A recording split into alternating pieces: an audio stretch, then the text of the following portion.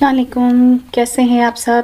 Novels Urdu library channel میں آپ سب کا ویلکم ہے۔ آج میں ناول کی سیکنڈ ایپیسوڈ لے کر آئی ہوں، ناول تیرے عشق کا آنچل۔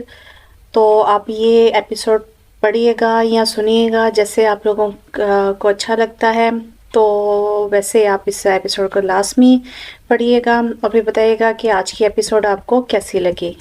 تو پھر ناول شروع کرتے ہیں۔ تیرے عشق کا آنچل، از قلم آسمہ سعید، دوسری قسط۔ ہمارا پہلا ونٹر فیسٹیول دبئی میں ہوگا۔ ہم نے ساری تیاری کر لی ہے، ونٹر کلیکشن ریڈی ہے، بس آپ نے ڈیٹ فائنل کرنی ہے۔ فہد نے میٹنگ ختم ہوتے ہی زمار کو آگے کی پلاننگ بتاتے ہوئے کہا۔ ٹھیک ہے، ایسا کرو کہ اگلے ہفتے کی ڈیٹ رکھ دو، لیکن سب کام اچھے سے ہونے چاہیے۔ زمار نے فائل بند کرتے ہوئے کہا، جس پر فہد نے مثبت میں سر ہلایا تھا۔ اب کیونکہ ساری کام کی باتیں ختم ہو گئی ہیں تو کیا زمار صاحب میں اب تھوڑا اپنی ڈیوٹی سے ہٹ جاؤں؟ فہد نے اپنے کوٹ کا بٹن کھولتے ہوئے مہرش کی طرف اشارہ کرتے ہوئے کرسی پر بیٹھ گیا تھا۔ تم نہیں سدھرو گے، زمار نے چہرے پر مسکراہٹ لاتے ہوئے کہا۔ مہرش سر جھکائے اپنے ناخنوں پر لگی نیل پالش اتار رہی تھی۔ اسے خبر بھی نہیں تھی کہ فہد اور زمار اس کے بارے میں بات کر رہے تھے۔ مہرش، آپ ہمیں سن رہی ہیں؟ فہد نے مہرش کے چہرے کے پاس سے چٹکی بجاتے ہوئے کہا، جس پر مہرش چونک گئی تھی۔ ہاں، کیا کہا؟ مہرش نے دونوں کی طرف دیکھتے ہوئے کہا۔ اف، وہی ادا اور وہی لا تعلقی۔ مہرش، آپ ابھی تک ویسی ہی ہیں۔ فہد کے کہنے پر مہرش نے آنکھوں میں حیرت لیے زمار کی طرف دیکھا تھا۔ یونیورسٹی میں مہرش سب سے زیادہ پاپولر لڑکی تھی، اپنی خوبصورتی کی وجہ سے بھی اور اپنی خوش اخلاقی کی وجہ سے بھی۔ اس لیے مہرش نے کبھی کسی کو یاد نہیں رکھا تھا کہ کون اس پر فدا ہے اور کون اس سے بات کرنے کے لیے بے چین ہے۔ فہد بھی ان لڑکوں کی لسٹ میں شامل تھا جو مہرش کی ایک مسکراہٹ کے لیے دن رات دعائیں مانگتا تھا۔ یہ فہد ہے، ہمارا کلاس فیلو بھی تھا۔ تم شاید نہیں جانتی اسے، لیکن میں اسے اچھے سے جانتا ہوں۔ زمان نے آنکھیں سکیڑتے ہوئے فہد کی طرف دیکھا۔ او اچھا، آئی ایم سوری، مجھے یاد نہیں ہے۔ یونیورسٹی چھوڑے مجھے 4 سال ہو گئے ہیں، اس لیے بس زمار کے علاوہ میں کسی کو یاد رکھنے کی ضرورت نہیں پیش آئی۔ مہرش انجانے میں فہد کے چہرے سے مسکراہٹ لے گئی تھی، جو مہرش کو دیکھ کر کب سے خوش ہو رہا تھا۔ آپ نے تو میرا دل ہی توڑ دیا ہے، لیکن خیر، میں اب پہلے جیسا فہد نہیں ہوں، میں ایک عدد شادی شدہ فہد ہوں، اس لیے بے فکر ہو جائیں۔ فہد کی بات پر مہرش یکدم مسکرا دی۔ ایک عدد؟ Very nice. 2 عدد بھی کوئی شادی شدہ ہوتا ہے کیا؟ مہرش ہنس کر فہد سے بات کر رہی تھی اور زمار مہرش کی طرف دیکھ رہا تھا۔ اتنے گھنٹوں میں اس نے اب جا کر مہرش کے چہرے پر مسکراہٹ دیکھی تھی۔ آنکھوں میں پیار لیے زمار نے اپنی مسکراہٹ کو ہونٹوں میں دبا لیا تھا۔ بس اب بہت ہو گئی باتیں، جاؤ کام کرو۔ اور ہاں، ایسا کرو کہ ہم دونوں کو پرسوں کی ٹکٹ بک کروا دو، ہم ایک دن پہلے جائیں گے۔ زمار نے یہ کہتے ہوئے مہرش کی طرف دیکھا، جس کے چہرے پر اب سکون تھا۔ ٹھیک ہے زمار صاحب، جو آپ کا حکم۔ فہد ہی کہتے ہوئے کمرے سے نکل گیا تھا۔ برا تو نہیں لگا جو میں نے ایک دن پہلے کا پلان بنا لیا یوں اچانک؟ زمار جو کرسی کی بیک سے ٹیک لگائے بیٹھا تھا، اس نے تھوڑا جھک کر مہرش کی طرف دیکھتے ہوئے کہا۔ نہیں، بالکل بھی نہیں، مہرش نے ہلکی سی مسکراہٹ کے ساتھ جواب دیا تھا۔ نواز ڈیڈ کہاں ہیں؟ صبح سے نظر نہیں آ رہے۔ شہریار بیگ، مرتضیٰ بیگ کا چھوٹا بیٹا، یونیورسٹی سے گھر آتے ہی اس نے گھر کے خاص ملازم سے پوچھا۔ شہریار صاحب وہ اپنے کسی قریبی دوست کے گھر گئے ہیں، کافی پریشانی میں تھے، میں نے پوچھا تو انہوں نے کچھ نہیں بتایا، نواز نے ہاتھ باندھے کھڑے ہو کر نہایت ادب سے کہا تھا۔ بیگ مینشن کے سارے ملازمین کا انداز گفتگو ایسا ہی تھا۔ اوکے، اور ہاں، کتنی بار کہا ہے کہ میرے سامنے یوں ہاتھ باندھ کر مت کھڑا ہوا کرو، پتہ نہیں کب سمجھ آئے گی آپ کو۔ شہریار نے آنکھوں میں غصہ لیے نواز کی طرف دیکھا، جس کے چہرے پر مسکراہٹ تھی۔ بس ایسے ہی میری بات ہنس کے ٹال دیا کرو۔ اچھا ٹھیک ہے، میں کمرے میں ہوں، جیسے ڈیڈ آئی مجھے بتا دینا، شہریار نے کہا اور اپنے کمرے کی طرف چلا گیا تھا۔ انزا بیٹا، تم اتنی پریشان کیوں ہو؟ تمہیں یقین ہے نا اپنے بابا جان پر؟ آپ کے بابا جان ایسا کچھ نہیں کر سکتے، تو آپ پریشان مت ہوں، وہ وقت ابھی دور ہے جس کو جاننے کے لیے تم پریشان ہو رہی ہو، اس لیے وقت سے پہلے پریشان ہونا چھوڑ دو، اپنے بابا جان پر یقین رکھو۔ یہ کہتے ہوئے برہان عباسی نے انزا کے ہاتھ سے اپنا ہاتھ الگ کیا تھا۔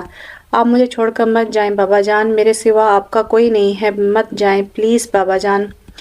انزا اٹھو، کیا ہوا؟ کوئی برا خواب دیکھ رہی ہو؟ درخشا نے انزا کو نیند میں چیختے ہوئے سنا تو فوراً اس کے کمرے کی طرف چلی آئی تھی۔ انزا سوئے ہوئے پسینے سے بھیگی ہوئی تھی۔ درخشا کے انزا کو جھنجھوڑ کر اٹھانے پر انزا نے فوراً اپنی آنکھیں کھولی۔ بھابی، وہ بابا جان میرے خواب میں آئے تھے۔ انزا نے فوراً اٹھتے ہوئے درخشا کا ہاتھ اپنے ہاتھوں میں لیا تھا۔ انزا، وہ تم سے بہت پیار کرتے ہیں، اس لیے وہ تمہارے خواب میں آئے تھے۔ اس میں پریشانی والی کون سی بات ہے؟ اچھی بات نہیں ہے کہ وہ تمہیں خواب میں بھی نظر آتے ہیں۔ انہوں نے ابھی تک تمہیں اکیلا نہیں چھوڑا۔ درخشا نے انزا کے ہاتھ پر گرفت مضبوط کرتے ہوئے اسے حوصلہ دیا تھا۔ لیکن بھابی، بابا جان کہہ رہے تھے کہ وہ بے قصور ہیں، مجھے ان پر یقین کرنا چاہیے۔ انزا کی آنکھوں میں آنسو آ گئے تھے۔ انزا کی بات سن کر درخشا نے گہرا سانس لیا تھا۔ انزا، تم میری چھوٹی بہنوں کی طرح ہو، اس لیے یہ بات سمجھا رہی ہوں۔ آج بابا جان کو ہم سے الگ ہوئے 1 ہفتہ ہونے والا ہے اور تم ابھی تک اسی باتوں میں پھنسی ہوئی ہو۔ تمہاری یونیورسٹی سے کالز آ رہی ہیں، تمہارے فائنل پیپرز شروع ہونے والے ہیں۔ اگر تم ایسے ہی خود کو ایک کمرے میں بند کر کے رکھو گی تو کیا تمہارے بابا جان کو دکھ نہیں ہوگا؟ وہ کیا چاہتے تھے کہ تم اپنی پڑھائی مکمل کرو اور لیکچرار بنو، تو کیا تم اپنے بابا جان کا خواب ادھورا چھوڑ دو گی؟ دیکھو انزا، مرنا اور اس دنیا سے جانا ہمارے ہاتھ میں نہیں ہے، اور نہ ہی ہم یہ جانتے ہیں کہ ہماری موت کہاں اور کیسے لکھی ہے۔ یہ سب اللہ تعالیٰ جانتے ہیں، اور جب ہم اپنے پیاروں کو کھو دیتے ہیں تو وہ جب اللہ کے پاس جاتے ہیں تو پتہ ہے کہ وہ وہاں تب خوش ہوتے ہیں جب وہ یہ دیکھتے ہیں کہ ان کے پیارے بچے ان کی خواہش اور خوشی کو پورا کر رہے ہیں، جو وہ اپنی زندگی میں چاہتے تھے۔ اب جو تم کر رہی ہو تو کیا بابا جان کو وہاں دکھ نہیں ہوگا؟ اور تم کیا چاہتی ہو کہ وہ وہاں دکھی رہیں؟ بولو انزا، تمہیں ہمت سے کام لینا ہوگا، اوکے؟ سمجھ رہی ہو نا میری بات کو؟ وہ اپنے بھائی کو دیکھو جو تمہارے لیے دن رات پریشان ہے۔ وہ بھی تو تم سے کتنا پیار کرتا ہے۔ تم نے اپنے بابا جان کو کھویا ہے تو کیا اپنے بھائی کے پیار کو بھی کھونا چاہتی ہو؟ درخشا کی بات کو سنتے ہی انزا درخشا کے گلے لگ کر پھوٹ پھوٹ کر رو رہی تھی۔ درخشا نے اس کے اندر کے خوف کو آج ختم کر دیا تھا۔ وہ اب اس دنیا میں اکیلی ہے اور اس حقیقت کو تسلیم کرنے کا حوصلہ دیا تھا کہ اس کے بابا جان اب واپس نہیں آئیں گے، اور اب وہ مزید رو کر اپنے بابا جان کو وہاں اللہ کے پاس دکھی نہیں دیکھنا چاہتی تھی، اور ان کے خوابوں کو پورا کرے گی جو خواب اس کی ماں رقیہ نے اور اس کے بابا جان برہان عباسی نے دیکھا تھا۔ سورج کے غروب ہونے کا نظارہ کتنا دلکش لگتا ہے۔ مہرش زمار کے ساتھ دبئی کے جیمبر بیچ کے پاس شام کے وقت ٹھنڈی ریت پر بیٹھی ڈوبتے سورج کو دیکھ رہی تھی۔ آج ان کے دبئی کا ونٹر کلیکشن فیسٹیول ختم ہو گیا تھا۔ صبح ان دونوں کی فلائٹ تھی۔ زمار مہرش کو لے کر سارے سمندر دکھانے لے آیا تھا۔ مہرش کی بات سن کر زمار نے سورج سے نظریں ہٹا کر مہرش کی طرف دیکھا۔ لیکن تمہاری اس خوبصورتی اور دلکشی کے آگے تو یہ منظر کچھ بھی نہیں ہے۔ زمار کی بات پر مہرش نے گردن موڑ کر زمار کی طرف دیکھا، جس کی آنکھیں اس کے چہرے کے ایک ایک نقوش کو اپنے اندر سما رہی تھی۔ زمار، تم بھی نا کوئی موقع ہاتھ سے نہیں جانے دیتے، مہرش نے مسکراتے ہوئے کہا۔ جب میں نے تمہیں ہاتھ سے نہیں جانے دیا تو موقع کیسے ہاتھ سے جانے دوں؟ زمار نے مہرش کے ہوا سے اڑتے بالوں کو کان کے پیچھے کرتے ہوئے اس کا ہاتھ اپنے ہاتھ میں لیا تھا۔ یہ تو تم نے سچ کہا ہے، اور پوری یونیورسٹی جانتی تھی کہ زمار مہرش کبھی الگ نہیں ہو سکتے۔ مہرش یونیورسٹی کا ٹائم سوچ کر ہنس پڑی تھی۔ تو دیکھ لو پھر، مان گئی ہو نا زمار بیگ کو اور اس کی محبت کو۔ میں نے جب یونیورسٹی میں پہلی بار تمہیں دیکھا تھا تو تب ہی سوچ لیا تھا کہ تمہیں اپنی لور بنا کر ہی رہوں گا۔ تو دیکھو آج تو میرے پاس ہو اور بس میری ہو۔ زمار کی بات پر مہرش جو پہلے مسکرا رہی تھی، اس کی مسکراہٹ یکدم چہرے سے غائب ہو گئی تھی۔ لور؟ بس یہاں تک تھا تمہارا سفر؟ میں اس سے آگے تمہاری کچھ نہیں بن سکتی کیا؟ مہرش نے چہرے پر ڈر اور خوف کے ملے جلے تاثرات لیے کہا تھا۔ جہاں زمار بیگ اس کے پیار میں پاگل تھا، وہاں مہرش کی محبت زمار کے لیے لازوال تھی۔ یونیورسٹی کے وقت سے لے کر اب تک مہرش کی سوچ زمار سے شروع ہو کر اسی پر ختم ہوتی تھی۔ ہاں، بس یہی تک تو سفر تھا میرا اور تمہارا۔ مہرش کی بات سن کر زمار نے آنکھیں سکیڑتے ہوئے کہا۔ اچھا، مجھے نہیں پتا تھا۔ زمار کی بات پر مہرش کے دل پر ایسے لگی جیسے کسی نے اس کا دل چیر دیا ہو۔ مہرش کو اپنا وجود سرد ہوتا محسوس ہو رہا تھا، جیسے اس کی سانس ابھی بند ہو جائے گی۔ اس نے بات کرتے ہوئے اپنے ہونٹ کو دانتوں تلے دبایا تھا، اور یہ اس کی شروع سے عادت تھی۔ جب وہ کچھ کہہ نہیں پاتی، اپنے جذبات کو اندر ہی روک لیتی تھی، تب وہ اپنے ہونٹوں کو اپنے دانتوں تلے دبا کر کاٹنا شروع کر دیتی تھی۔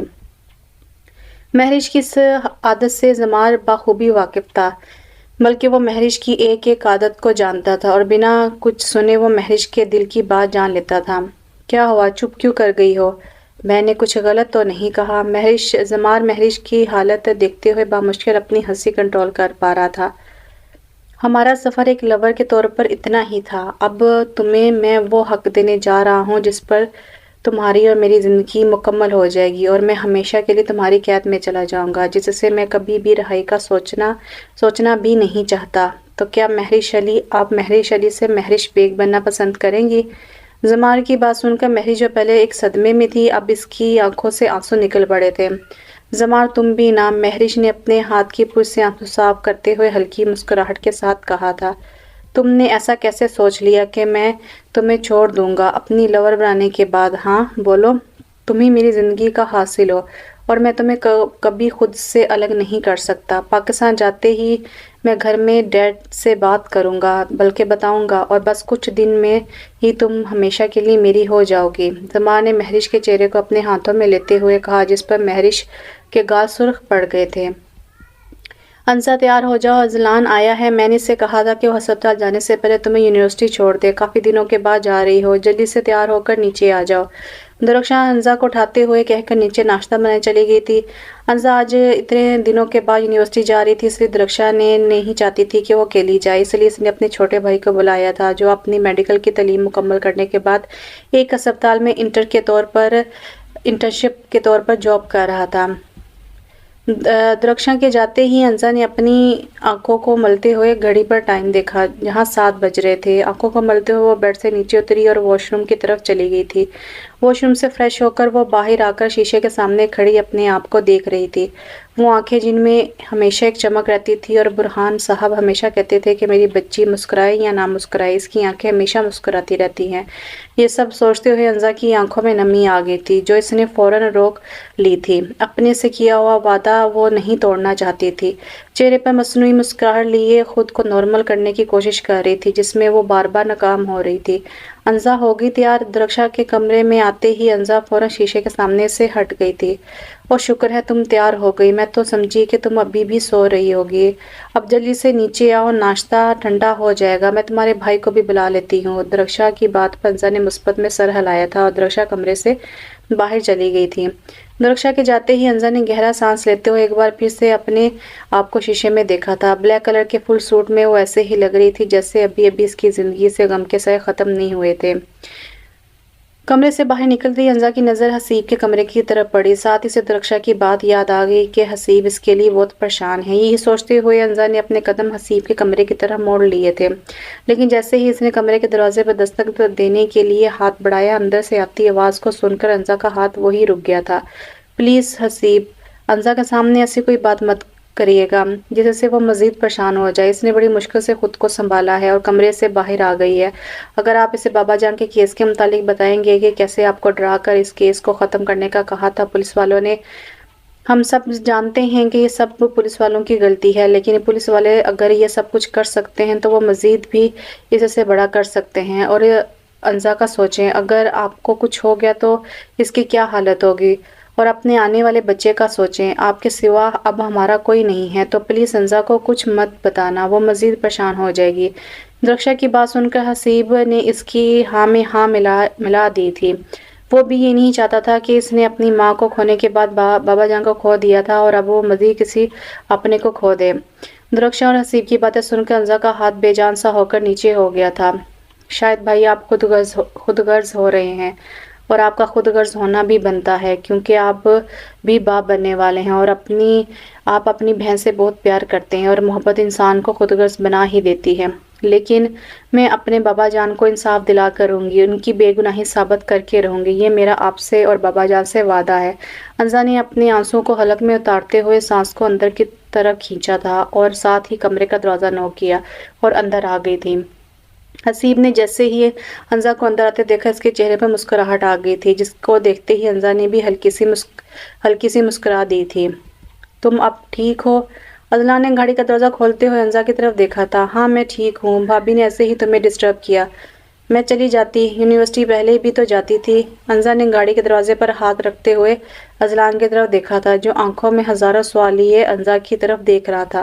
نہیں، مجھے کوئی پرابلم نہیں، میری آج شام کی ڈیوٹی تھی، اس لیے میں آ گیا۔ اذلان نے یہ کہتے ہوئے گاڑی کا دروازہ بند کر دیا تھا اور دوسری جانب آتے ہوئے ڈرائیونگ سیٹ پر بیٹھ گیا تھا۔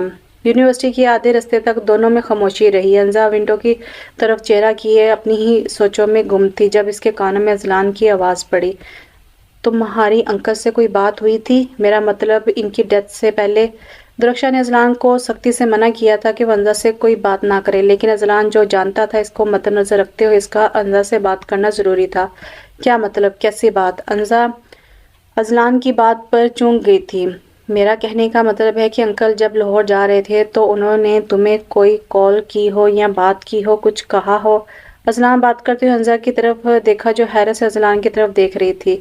نہیں، مجھے بابا جان نے کوئی کال نہیں کی، بس ان کی شام کو کال آئی تھی کہ وہ مجھے یاد کر رہے تھے، کیونکہ میں نے بھی ان سے ضد کی تھی ساتھ جانے کی، لیکن انہوں نے منع کر دیا تھا۔ انزا نے یہ کہتے ہوئے اذلان کی طرف دیکھا جس کے چہرے پر اب پریشانی آ گئی تھی۔ تم ایسا کیوں پوچھ رہے ہو؟ انزا کی بات پر اذلان نے سائیڈ شیشے سے پیچھے آتی ٹریفک کو دیکھا اور گاڑی کو آہستہ کرتے ہوئے سڑک کے سائڈ پر کھڑی کر دی تھی۔ گاڑی کو روکتے ہوئے اذلان نے اپنا رخ انزا کی طرف کیا تھا۔ انزا دیکھو، میں تم سے ایسے تو پہلے بھی بات کرتا تھا، لیکن تمہاری بات میں کبھی کوئی شک نہیں ہوتا تھا جو آج میں محسوس کر رہا ہوں۔ کچھ دیر کے لیے حالات بدل گئے تھے اور جو نہیں ہونا چاہیے تھا وہ ہو گیا تھا، لیکن میں وہی اذلان ہوں جس سے تم پہلے بھی اپنی باتیں شیئر کرتی تھی۔ میں تمہاری بھابھی کا بھائی بعد میں ہوں، پہلے تمہارا کزن ہوں، خالہ کا بیٹا ہوں، تو تم مجھ سے اب باتیں کیسے چھپا سکتی ہو؟ اذلان کی باتیں انزا کی سمجھ میں نہیں آ رہی تھی کہ وہ کیا کہنا چاہ رہا تھا۔ اذلان، میں نہیں سمجھ پا رہی تم کیا کہنا چاہ رہے ہو۔ میں سچ کہہ رہی ہوں، میری بابا جان سے بس یہی بات ہوئی تھی اور کچھ بھی نہیں کہا انہوں نے۔ انزا اب بات کرتے ہوئے اس کی آواز کپا گئی تھی۔ انزا کا جواب سن کر اذلان نے گہرا سانس لیا تھا۔ وہ سوچ بھی نہیں سکتا تھا کہ برہان صاحب اسے جانے انجانے میں وہ ذمہ داری دے گئے تھے جسے وہ پوری کرنے کی ہمت نہیں رکھتا تھا۔ ٹھیک ہے، آئی ایم سوری، مجھے لگا کہ تم مجھ سے کچھ چھپا رہی ہو، اس لیے مجھے برا لگا۔ اذلان نے یہ کہتے ہوئے گاڑی پھر سے سٹارٹ کر دی تھی، لیکن اس کے کانوں میں برہان عباسی کی باتیں گونج رہی تھیں۔ یونیورسٹی کے باقی کے رستے میں پھر سے دونوں میں خاموشی چھا گئی تھی۔ لو آگے تمہاری یونیورسٹی، اور ہاں، جب فری ہو جاؤ تو مجھے کال کر دینا، میں لینے آ جاؤں گا، یہاں پاس میں ہی ہوں، اذلان نے انزا کی طرف دیکھتے ہوئے کہا جس کی رنگت اب مزید پیلی پڑ چکی تھی۔ اذلان کی بات سنتے ہی انزا نے مثبت میں سر ہلایا اور گاڑی کا لاک کھولنے کے لیے جیسے ہاتھ آگے بڑھایا، اذلان کی آواز پر وہیں رک گئی تھی۔ انزا، میں تمہارے ساتھ ہوں، خود کو اکیلا مت سمجھنا، کوئی بھی مشکل یا پریشانی ہو یا تم بہتر محسوس نہ کرو تو مجھے کسی بھی وقت کال کر سکتی ہو۔ اذلان کی بات سن کر انزا نے ہلکی سی مسکراہٹ دی اور گاڑی کا دروازہ کھولتے ہوئے باہر آ گئی تھی۔ انزا جیسے یونیورسٹی کے گیٹ کے اندر داخل ہوئی، اذلان نے گاڑی سٹارٹ کی اور وہاں سے چلا گیا تھا۔ انزا اذلان کی باتیں سوچتے ہوئے چل رہی تھی جب اس کا ٹکراؤ کسی مضبوط چیز سے ہوا۔ انزا کے ہاتھ میں پکڑا موبائل اور کتاب ہاتھ سے چھوٹ گئی تھی اور وہ گرتے گرتے بچی تھی۔ آئی ایم سوری، آپ کو کہیں لگی تو نہیں؟ زمار بیگ، جو اکثر شہریار کو یونیورسٹی چھوڑنے آتا تھا اور یہاں سے تعلیم مکمل ہونے کے بعد بھی وہ اکثر اپنے ٹیچر سے ملنے آ جاتا تھا، آج بھی شہریار کو یونیورسٹی چھوڑ کر وہ اپنے ٹیچر سے مل کر واپس گیٹ کی طرف جا رہا تھا جب اس کی ٹکر انزا سے ہوئی تھی۔ سوری بولتے ہوئے اس نے جلدی سے انزا کی طرف دیکھا جو اپنے موبائل اور کتاب کو زمین پر پڑے دیکھ رہی تھی۔ اس کے اندر اتنی ہمت نہیں تھی کہ وہ اپنے سامنے کھڑے اس شخص کو اس کی لاپرواہی پر کچھ سنا سکے۔ اپنی آنکھوں سے بلیک سن گلاسز اتارتے ہوئے زمار بیگ نے جلدی سے زمین پر پڑا موبائل اور کتاب کو اٹھا کر انزا کی طرف کیا تھا۔ انزا ابھی بھی اسی پوزیشن میں کھڑی تھی۔ زمار بیگ انزا کے چہرے کو دیکھ رہا تھا جس کی نظریں ابھی بھی زمین پر تھیں۔ چہرے پر اداسی، پیلی رنگت، آنکھوں کے گرد سیاہ حلقے اور آنکھوں میں صدیوں کی اداسی اور خشک ہونٹ، جسے دیکھتے ہی زمار بیگ حیران ہو گیا تھا۔ وہ کہیں سے بھی اسٹوڈنٹ نہیں لگ رہی تھی، ایسا لگ رہا تھا کہ وہ کوئی مریضہ تھی جو ہسپتال سے سیدھا یہاں آ گئی تھی۔ ایکسکیوز می، یہ آپ کی کتاب؟ زمار بیگ کی بھاری گمبھیر آواز سے جیسے ہی انزا کے کانوں میں پڑی، اس نے ایک نظر اٹھا کر زمار بیگ کی طرف دیکھا اور پھر خاموشی سے زمار بیگ کے ہاتھ سے کتاب اور اس پر رکھا موبائل پکڑتے ہوئے آگے کی طرف بڑھ گئی تھی۔ عجیب لڑکی تھی، بہت ہی عجیب، پاگل سی، کچھ کہا بھی نہیں اور نہ ہی بولی کچھ۔ پہلی بار ایسی لڑکی دیکھی ہے میں نے۔ زمان بیگ نے انزا کو جاتے ہوئے حیرت سے دیکھا اور ساتھ ہی اپنی آنکھوں پر دوبارہ سے گلاسز لگاتے ہوئے یونیورسٹی سے باہر آ گیا تھا۔ تو آج کی ایپیسوڈ آپ کو کیسی لگی؟ کمنٹ باکس میں لازمی بتائیے گا، اور کیا لگتا ہے کہ زمار اور انزا کی ایسے ٹکر اور اس طرح ملنا آگے سٹوری میں کیا لا سکتا ہے، اور آپ کو یہ ناول کیسا لگ رہا ہے؟ کمنٹس میں لازمی بتائیے گا، اور چینل کو سبسکرائب لازمی کیجیے گا اور شیئر بھی کیجیے گا اپنے دوستوں کے ساتھ۔ تو نیکسٹ ایپیسوڈ تک مجھے اجازت دیجیے۔ انشاءاللہ اگلی ایپیسوڈ کے لیے میں ضرور حاضر ہوں گی۔ تب تک کے لیے اجازت دیجیے۔ اللہ حافظ۔